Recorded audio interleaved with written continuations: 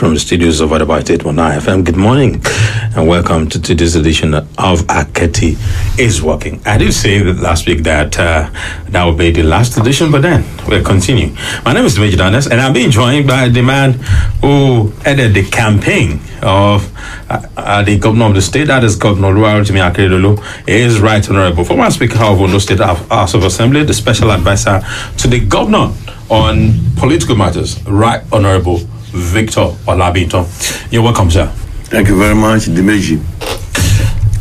Let's begin from last Saturday's election. Were you surprised that it turned out that way? Or did you think that you were not going to win as many local government as you won? Dimeji, let me tell you, first, I give God the glory for what he has done in our life in Ondo State, in the life of APC, in the life of our governor, Arakuni Oluwarotimi Akeredolu. Of a fact, I want to say that I was a little bit surprised with some local government results. You felt you were not going to win there? My thinking had always been that we will win all the 18 local governments. Okay. Because I felt that I went throughout the campaign to all the nook and crannies, and I knew the response of the people. But when the results start trooping in, and those three local governments where we lost, I felt we ought not to have lost, because we performed most in those local governments than the remaining local governments. You lost in Akure North, Akure South, and in a federal local government. Yes. And the governor, it seems as though he was shocked or he was surprised, maybe disappointed. Let me put it that way. He said disappointed. He used the word disappointed.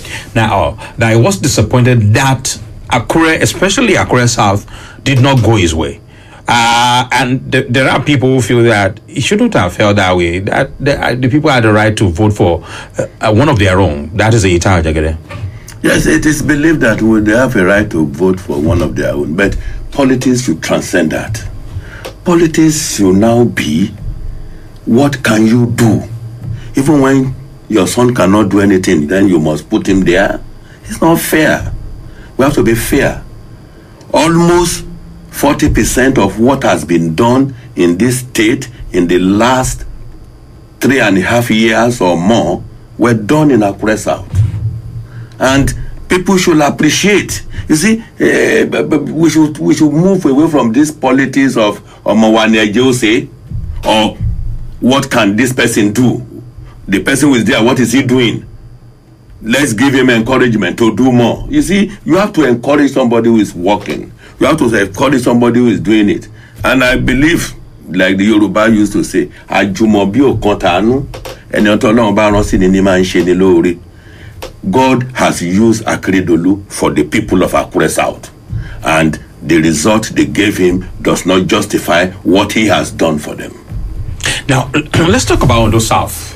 You know, before the election, there were so many postulations, so many analyses, and so many political pundits had their own opinion about what would happen in Ondo South. Many people felt that Akeredolu would not be able to garner as much votes in Ondo South. One, because the deputy governor of the state, who ran on the platform of the ZLP, is from Eseldo, and the what's it called now? The running mate of Ita Jagede is from Okitokpa.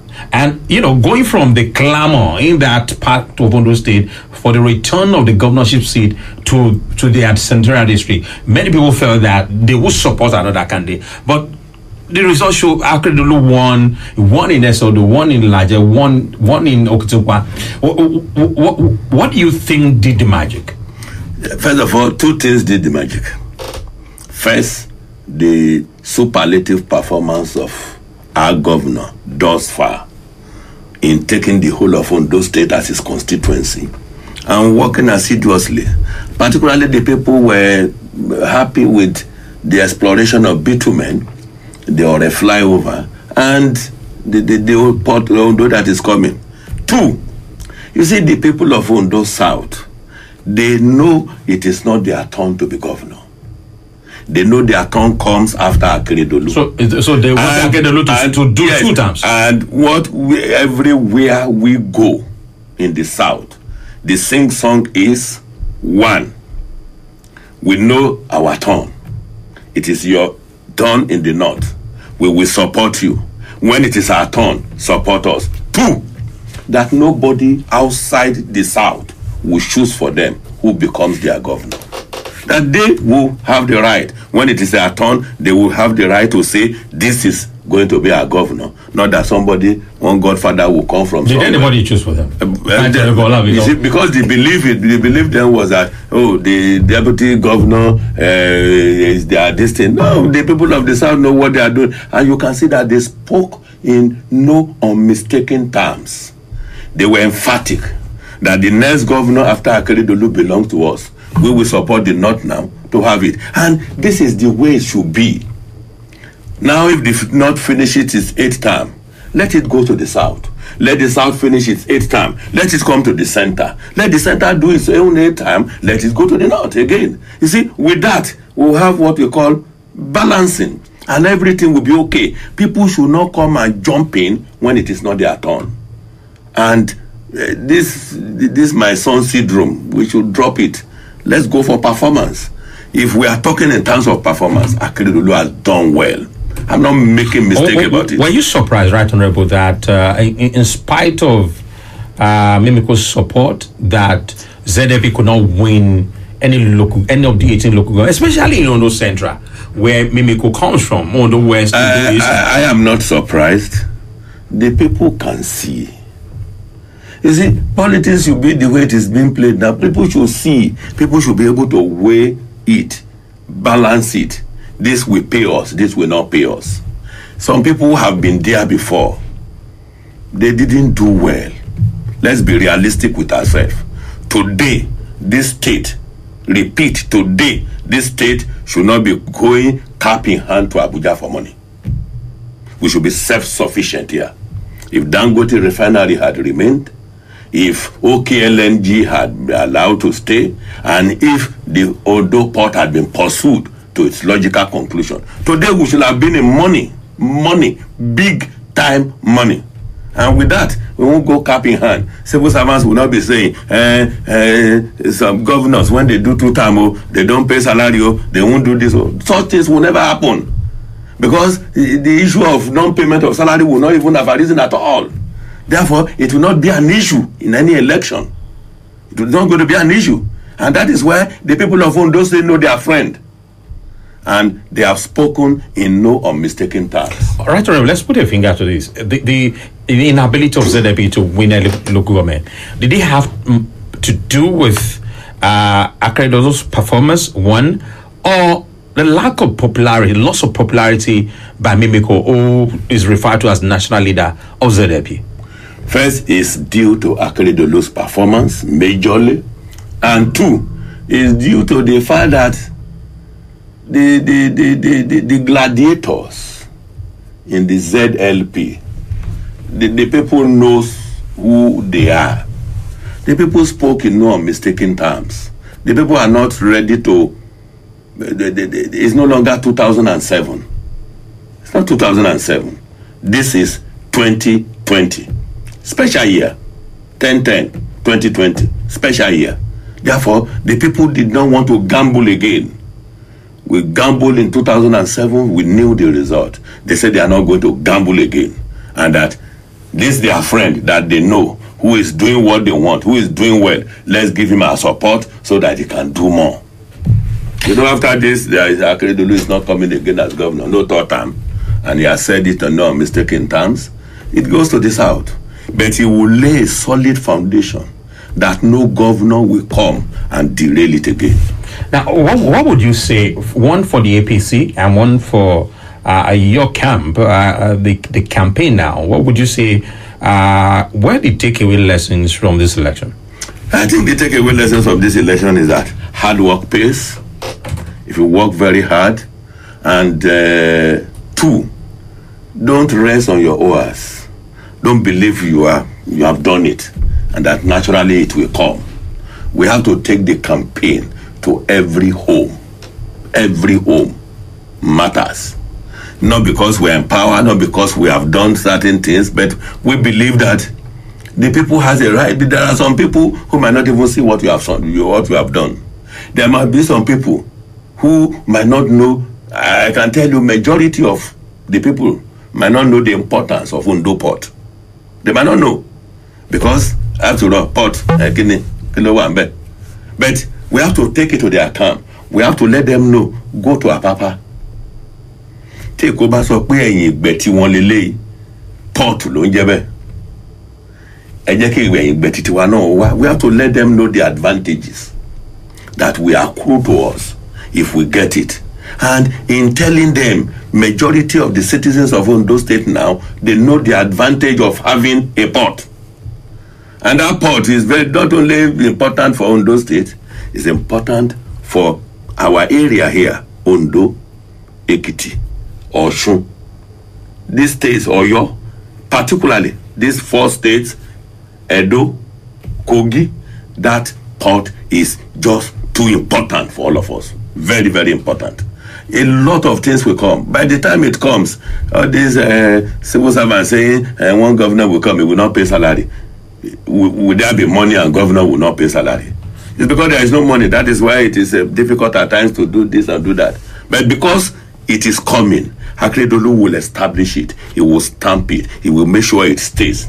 And you will see what will happen to our economy particularly in this part of the world. In retrospect, let's look at Edo and Ondo, the 2 elections for your party. You lost one, you won one. There are people who feel that the kind of politics that played out in Edo was not the kind unity of purpose that played out when it comes to the Ondo election. That a lot of the governors, many of the APC governors, did not campaign, were not at the campaign, were not so much in support of what played out in Edo. What do you think? How do you think the national politics of your party influenced the 2 elections? Hey, thank you very much. I think what happened in Edo and Ondo is internal. It's part of their own internal politics. For our own, we ran a good primaries, and at the end of the primaries, we extended the olive branch to all those that contested with Arakuni at the primary level. And to God be the glory, all of them came on board and they work excellently well. There had never been that type of unity in the APC since its foundation in 2014. That is the best we have had in Ondo State. But in Edo, like you said, it was a house divided against itself. And that house, when it got divided, the governor had to leave for another party. And that created a lot of problems. And you have to remember this incumbency power also. Whether you like it or not, incumbency power still pays. But where a governor is not that popular, where a governor had not done well, incumbency might not work. But where the governor had performed, incumbency will definitely work in his favor. And I think in the 2 elections, incumbency works, that is hard work, works in favor of each of the 2 governors, even though one was APC and one was in PDP. Remember, less than 3 months to the election, he was the governor of APC. And my advice to our party is that we should put our house in order everywhere. I was about asking for that. Yes, we should put our house in order everywhere. Because the big one is still coming, 2023, yes, and a lot of acrimonies will still come up. We should not allow, you see, this position is God-given. If God does not give you, you are wasting your time. If God says you are not going to be there, no matter how you try, you won't be there. But if God says you are there, just struggle a little and you will see God will crown it. Therefore, I want to appeal to our party, all our party members. They have seen from Edo and from Ondo the result of unity of purpose. We should do same at the national level and make sure that each of our states, that there is unity before we go into any election. With unity, no party. Do you think, Right Honorable, that self-interest, individual self-interest, will allow the players in your party be able to coalesce into that common front? no matter your interest should be subsumed into the interest of the majority. I have my interest. My interest in 2016 was that I want to be governor of Ondo State. But it pleases God. He says, Arakuni is my chosen one. And I supported him. I have no choice. I think no matter the interest you have, the interest of the majority should override your own personal interest. If you try and you didn't make it, whoever makes it, cooperate with that person, particularly 2023 is crucial. Baba will be leaving. Another person will be coming in. And I think we need to be very, very united. And for us in the Southwest, we think it's our turn to produce the next president by the grace of God. And God helping us, I want to appeal to all our APC members in the Southwest. Let us speak with one voice so that we can face the others, present whoever we want to present, and then get the ticket of the party and turn around Nigeria. Now, the newfound unity within your party in Ondo State that you mentioned, we all know that when it comes to political patronage, when there are crises within a political party, oftentimes it has to do with patronage. Now, going forward, you have won the election now. There is the cake to be shared. How does your party hope to manage all these interests in Ondo State? All these people you said supported the governor, all those who contested with him, all those who stepped down for him. They sure have their own interests, they have their own ambitions, and they have people, they have supporters too. They think that government should put them somewhere. How do you hope to manage all of those interests? Thank you very much. Especially with the dwindling resources. Thank you very much. With the help of God, we were united after the primaries. After this election, we will be more united. Position will not divide us. You see, one thing you know is that Arakuni wants to leave an indelible mark on the sand of time. He wants to be rated alongside great people that had come before him. And with that, he had made up his mind. I am governor. Lucky Ayedatiwa is deputy. Other positions will be shared to all party members, irrespective of whether you belong to Group A, Group B. In fact, there are no more groupings. You sit down, whatever comes out of it will be given, and whatever is available will go and will be. Arakuni is going to ensure that there is fairness, there is equity, and there is justice. Remember, he's a man of the law. He believes in these three things: fairness, equity, justice. And that's what we are going to do in our party in Ondo State by the grace of God. And you hold me by my word, that is what will happen. Everybody who participated, and like I have said, not all those who participated will get position. That's why we have been preaching continuity. There are some of us that are in this government now. And when the new government comes on board, February 24, 2021, some of us will no longer be there. That is basic. That is basic. There is nothing anybody can do about it. Some people will also come on board. That is part of the continuity we are talking about. And those who have gotten now, they should thank God for what God has done. Remain loyal to the party. It could be their turn. Maybe some of them might get federal appointment. Some of them might get this and get that. And everything will be everybody will be fairly treated. It's not good. We are one. Who are we now fighting? There is no more this thing. Akeredolu is no longer contesting. You cannot say you are doing it because Akeredolu wants to contest for second term. You want people to vote for him. No more. That does not exist anymore. The party is one now. Everybody is on the same plane. Akeredolu is the man at the center. And he's going to distribute well. I know him very well. I know he will satisfy every segment of the party. And for those who joined and those who participated, who worked assiduously for the party, I am appealing to them and I'm assuring them that this government of Arakuni, Oluwarotimi Akeredolu, will not let them down. One of the, even from members of your party, one of the things that they had always said was that the government was a father, mother, and son. Going forward, how does the government hope to change this narrative? First and foremost, you see, I've said this time without number. I don't know what they are talking about. The wife of the governor should no longer do his work as first lady. That's exactly what she's doing. Empowering people, making through Bimon, through Fowoso, and through her own project, her own personal project. A project she had been in, a project that had made her popular, a project that had taken her to almost all countries of the world, even before her husband ever dreamt of becoming governor. That is Brecon. He is the national president of Brecon. He has been not one when her husband became governor of Ondo State.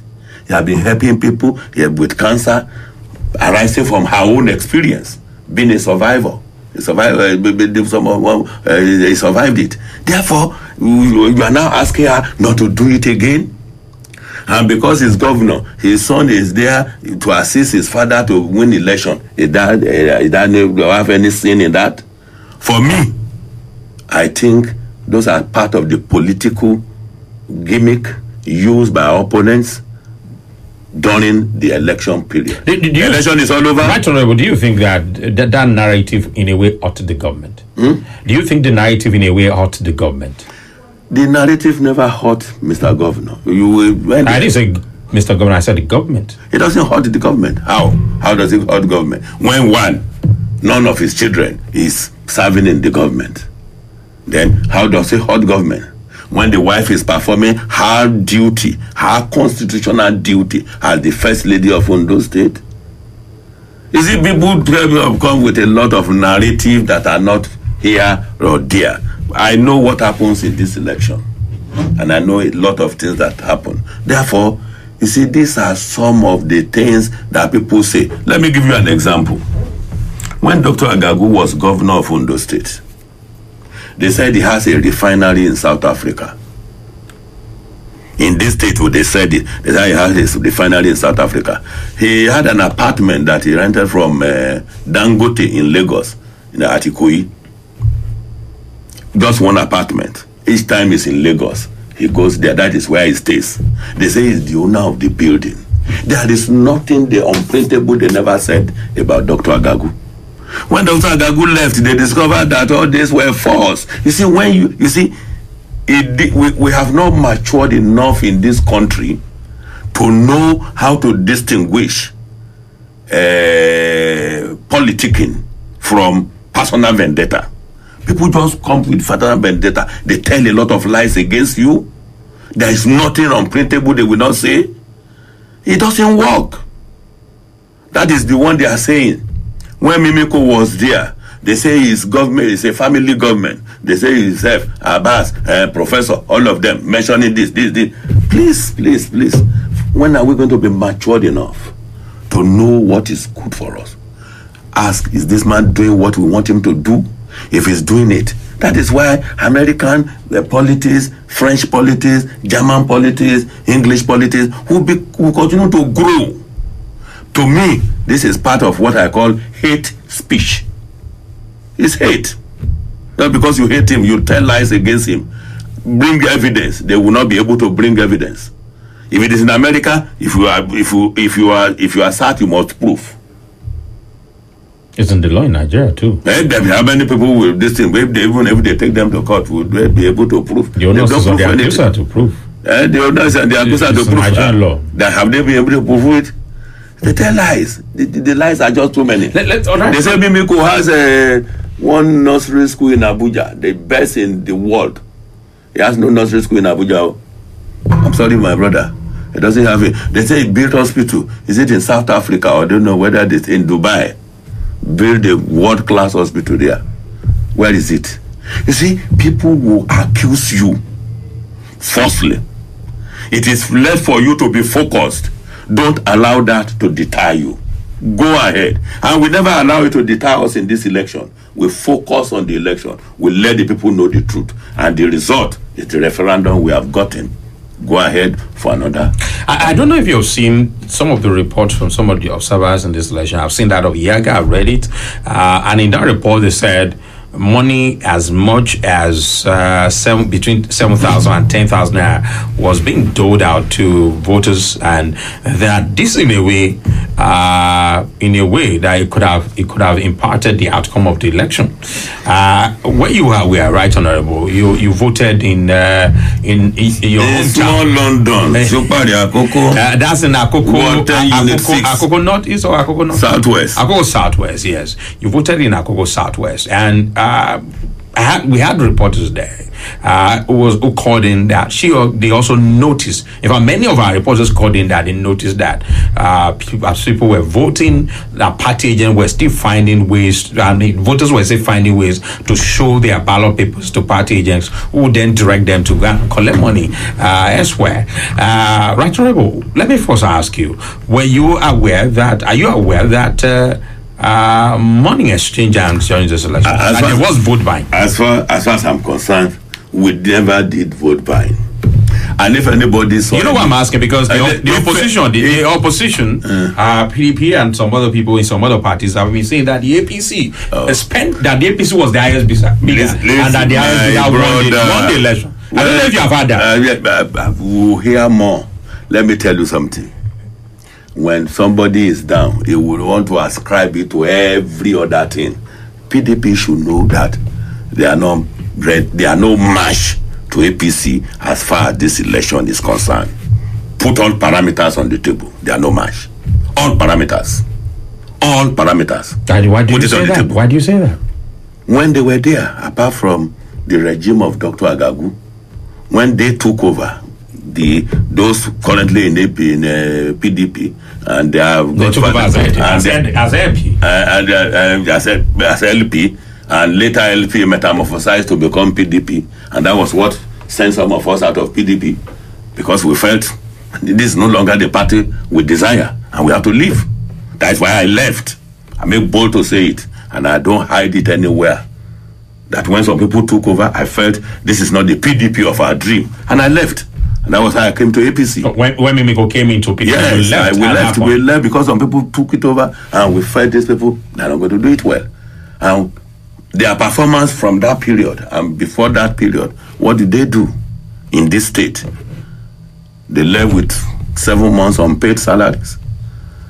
They drove away Dangote, allowed Jonathan to take away OKLNG. They didn't do anything about it. The bitumen, nothing happened. How many schools did they build? Built mega schools. How many mega schools? Tell me the total number of mega schools.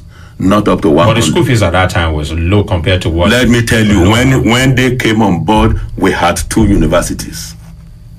And when they came on board, they forgot one, and they were dealing with one. Because we have to be realistic in whatever we say. By the time we were taking over, we have 3 universities. The one they abandoned in Okitipupa, we have to rejuvenate it and make it a university. The one in Akumba. The one in Akumba was there, and the one in Ondo. When we came on board, the one in Ondo, as of today, they were paying over 400,000. Is it not the same university in Ondo State?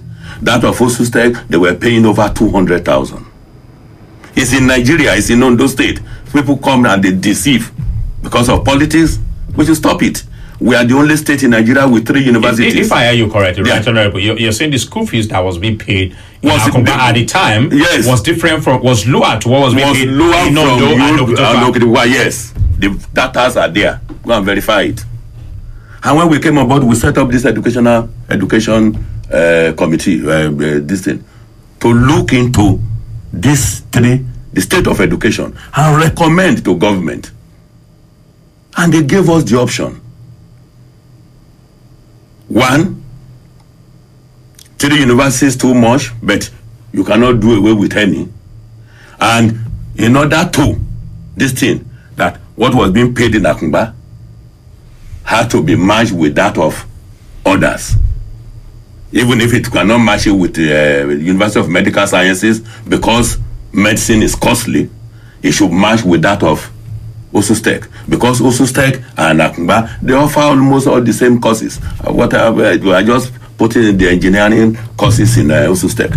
It is the government that is just putting it in place, because for 8 years there was no university in that place.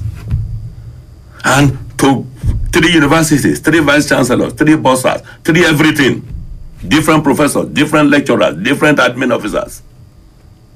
It was resolved. It was that committee that recommended that the school fees in Akungba should be in line with others, in order to be able to give quality education to our children and to maintain what is happening in Akungba. And before we got there, we know what was happening in Akungba now. Oh, all right, let me tell you, land. Thereafter, we took it over, and what we did, the fees in Akungba was not even up to that of Osustek for us to do it. And as at this election, before this election, when people were making this thing, the students came, the governor said, go to all Southwest. If there is any state university that is paying less than Akungba, I will adjust. There was only one university, and that is LASU in Lagos. And as rich as Lagos is, they have only one university. Only one. Lagos is richer than the remaining 5 Southwest states put together.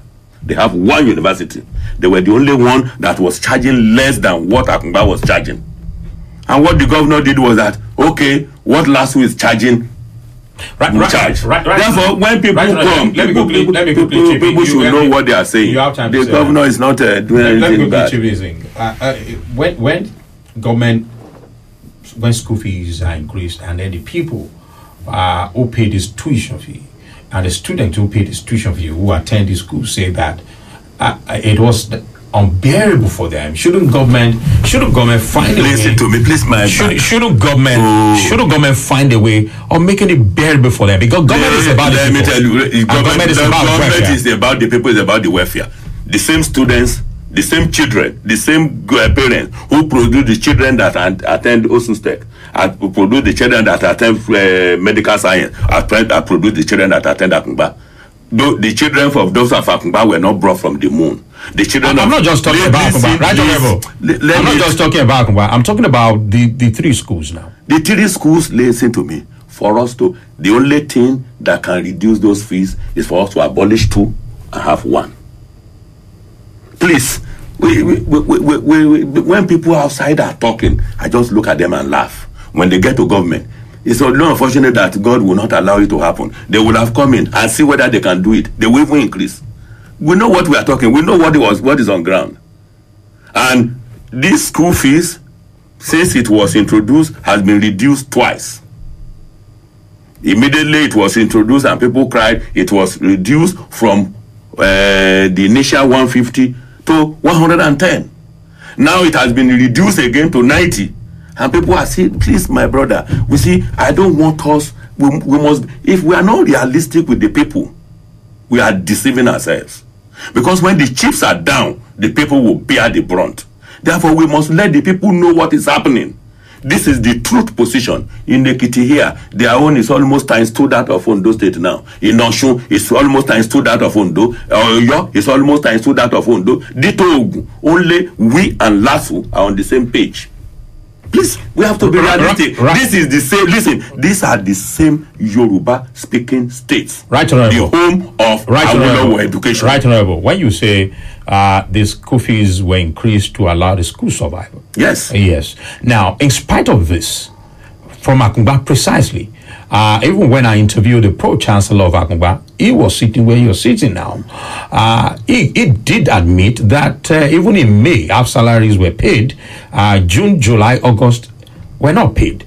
Listen, you see, you should be able to explain that the non-payment had to do with the fact that COVID-19 was on. There were no students in school. You see, does that mean they should not collect salaries? How will they collect the salary? Let me tell you this. Let me tell you how it is run. It's because you don't know how it is run. No, I'm only asking. Civil servants were also at home. They're not paid. These civil servants are different from university. Okay. University is autonomous. So because listen to me, let know it. University is autonomous. Okay. So this is how it happens in the university. Okay. They get subvention. Of course, we all know. And their subvention is monthly. That subvention does not pay their salaries and do all the runnings in the school. When students pay fees, there is a part of the fees that is added to the subvention for the payment of salaries. Students are not in session. COVID-19 had made it impossible for any school to be in session. And your students that are not in session cannot be paying. Somebody who is not in school, how will he pay? When he doesn't pay, only the subvention of government comes in. Therefore, by the time the students resume, you will see they will sing a new song. Therefore, when they say they are not paid this, they are not paid that, why are they not paid? Right, Honorable, let me ask you a question. For other states which also run universities, state-owned universities, are not paying their salary. And who told you? Have you been? Right, Honorable, let me pose my question. And we're paying, I come from a state, I'm not from Ondo State, and we're paying their lecturers their salaries. And I'm sure if the state university is not paid. Just a moment. I have that one. And we're paying their lecturers their salaries even during the COVID-19. They told people that are being paid. For your information, Ekiti, where you come from, their salary is not up to date. Which of the salaries? Which of the salaries? Their monthly salaries. The lecturer's salary. Yes. And they've not been paid from May. Here, don't tell me they have not been paid from May. No, the Pro Chancellor said it on this program to the whole world. If he said it on this, if he said June, July, and August were not paid. He said it with his own mouth. Maybe by now their salary has been paid. Go and ask. And even after that, I got calls from lecturers who said, "Please, my Dimeji, let me tell you, you are not this thing. Don't probe over what you don't know. Go to." I'm here for members. I know you are going for the member of the public. I want you to. I don't. I want. Unless you're telling me I shouldn't. I don't want you to lie to the public because what you are saying in Osun. I'm telling you now. You go and verify in Osun. They have not been paid up to date. What lie am I to write? Listen, please. Have I said anything that is contrary? Yes, you have said anything that is contrary. Yes, I've just quoted. And I'm quoting again. And I'm telling you authoritatively again. Unless you're saying I shouldn't do my job. If you are doing your job, I'm not asking you not to do your job, but quote well. Unless you're saying we shouldn't ask you questions. This salary, I've told you how it is paid. And on the basis of that, you allow. It's there for everybody to see. There is no way they can get their full salary unless students pay their fees. That is what they use to augment. They have not paid school fees since February up to date. Let me hear you correctly so that we can put a face to it. You're saying the lecturers in Akungba were not paid because of COVID-19, because students were not in school. Yes, because students were not paying their own counterpart funding. Because the education we are talking about, when they give subvention to these universities, even federal universities, they get subvention. And you will see now, federal universities are even who are on federal pay. They say they are not ready to join the normal federal pay. They want their autonomy sacrosanct. Here in Ondo State, the autonomy of each of the university is autonomous. What government does is that they have their own budget, different from state budget. The civil servants we are talking about, they run state budget. They have their own budget, they do their budgeting. They tell you this is going to be our income for the year. This is our expenditure for the year. This is salaries, this is this, this is this, this is that. And part of their income is this school fees. And if these school fees are not coming in, you should know that it will affect whatever budget they have put in place. And most of the things that generate money for them, for now, they are not working. One last question. Because there are a lot of money. For example, in Akungba, there are a lot of ventures that give them money. But because of COVID-19, all these things are not working. By the time COVID-19 is gone, as it is going now, students are going to resume now, and this thing. 3 months, let's talk, and you will not be talking what we are talking about. Right, Honorable. Let me ask you one final question. In spite of your explanation, did government care that these lecturers are family members? Something you ask is that I don't know why in Nigeria, it is only in Nigeria that somebody who is performing that will continue to throw stone at. We have a government who know that these children have families and they were not paid for 7 months. And that person came, he augmented the remaining one. And you can see now give kudo. It's just this little speck that you are still hammering and hammering and hammering.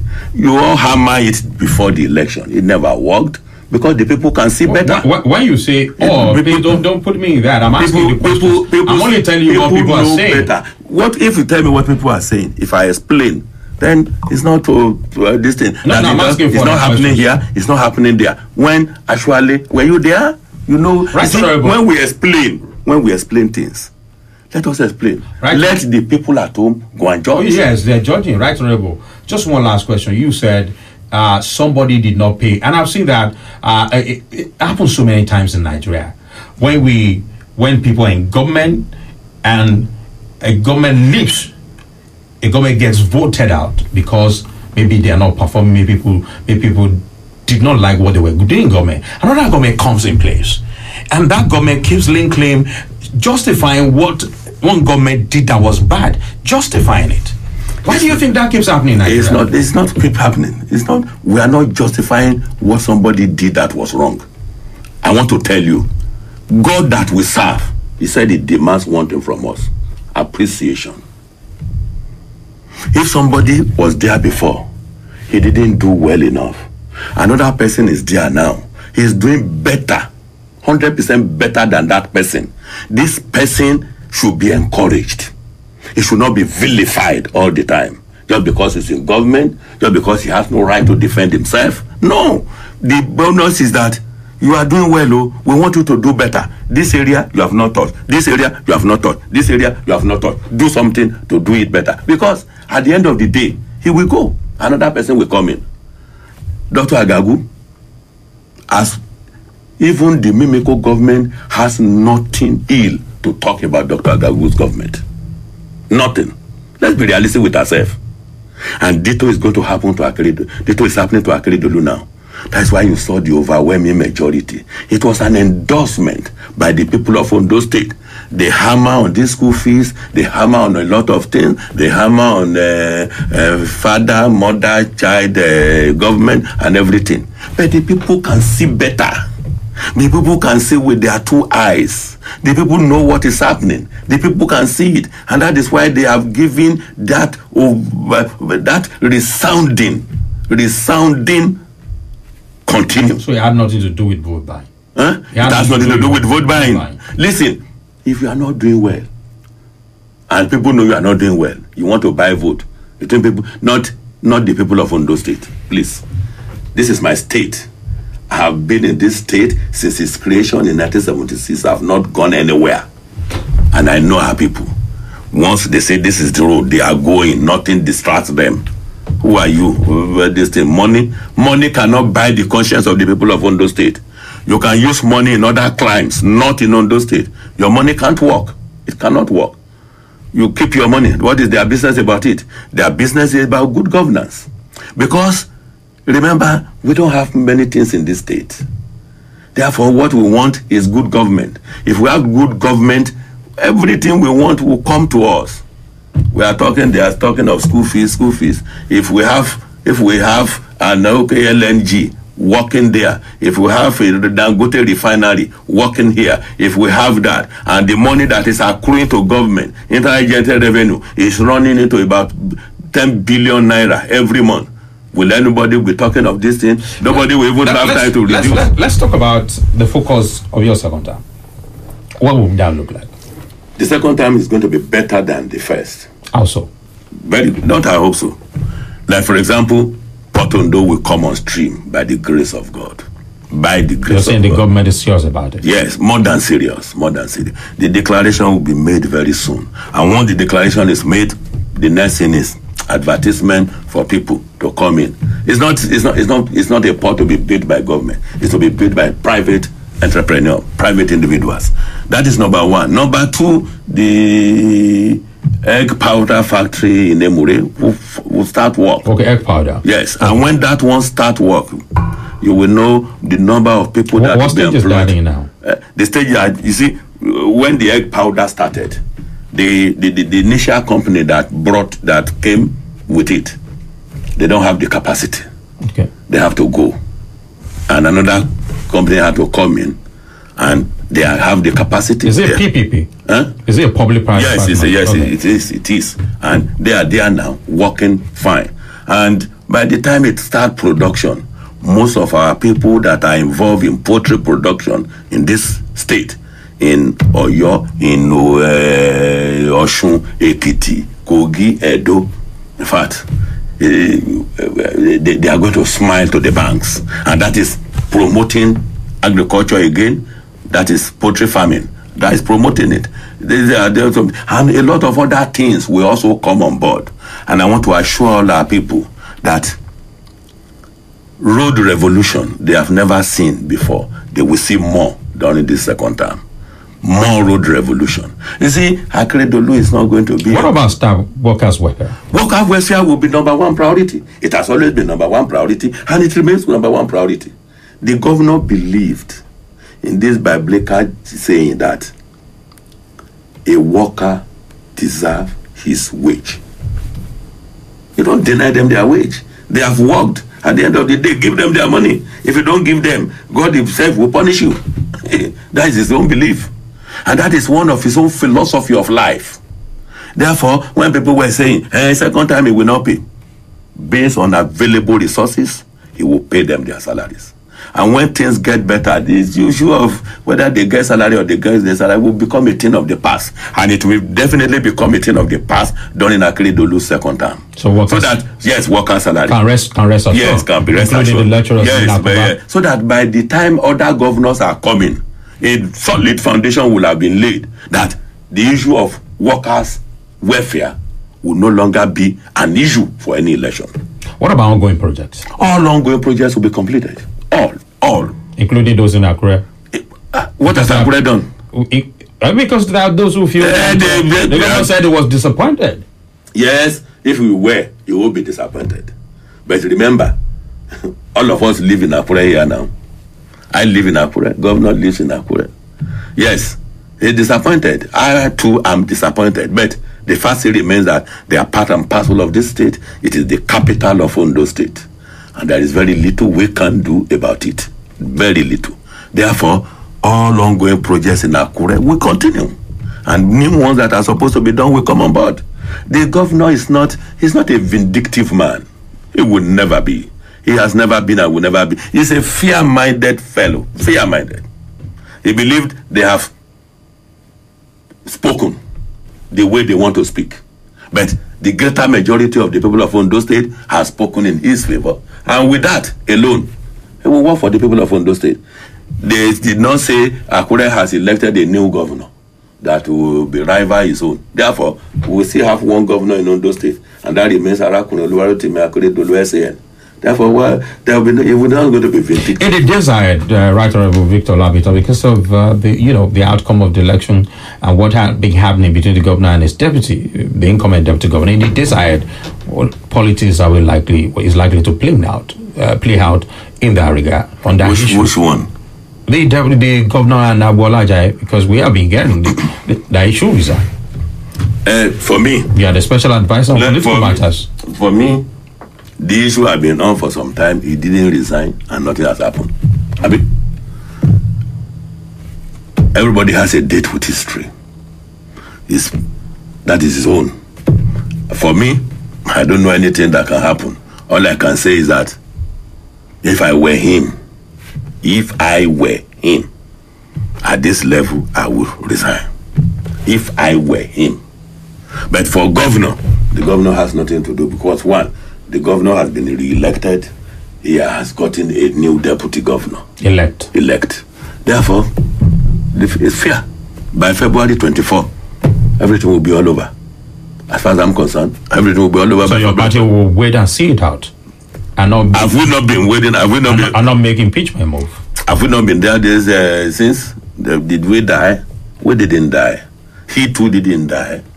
Therefore, I'm asking Right Honorable because we are hearing rumblings in the political circle that in the days ahead that there might be impeachment moves in the offing. For me, I'm not a member of the Ondo State House of Assembly. I cannot speak for that for now. I don't know anything to say about that.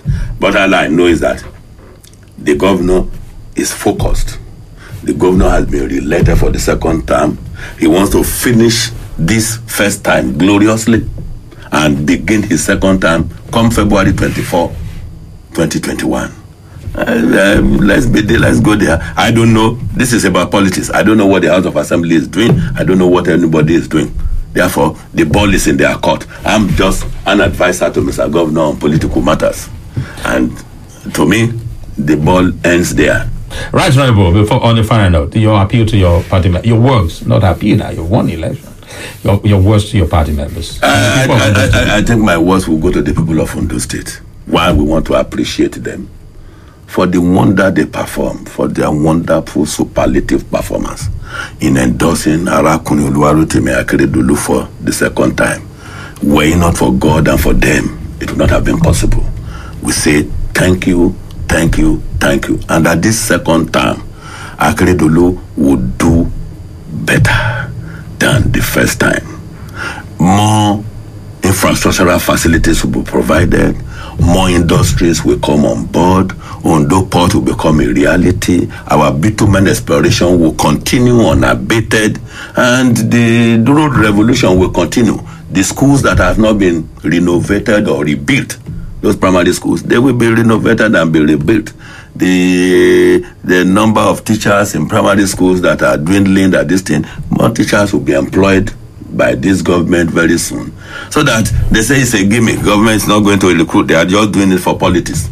They will know we are not doing it. Akeredolu does not do anything because of politics. He does it because he feels that is what the people of Ondo State needs. Not because of politics. Not because they want to go and vote. Therefore, we are assuring them. We want to thank them again and again and again for this wonderful performance. And to our party members at home, we say you are all wonderful, you are all great people, you have lifted your party up again. And we want them to continue to pray for Arakuni because he needs our prayer. A lot of temptations will come from left and right. A lot of people will have a lot of things to come and do. But we want God to stand by him.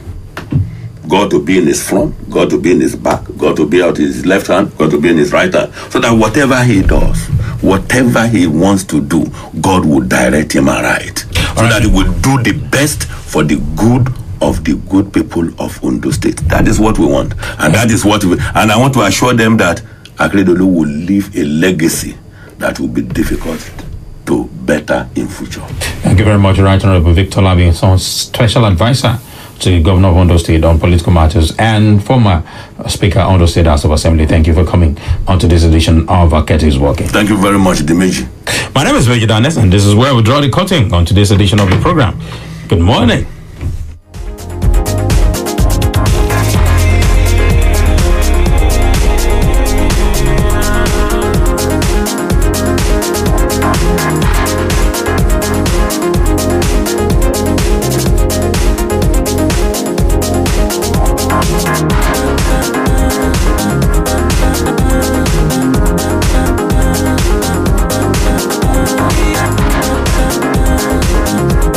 Adaba 88.9 FM.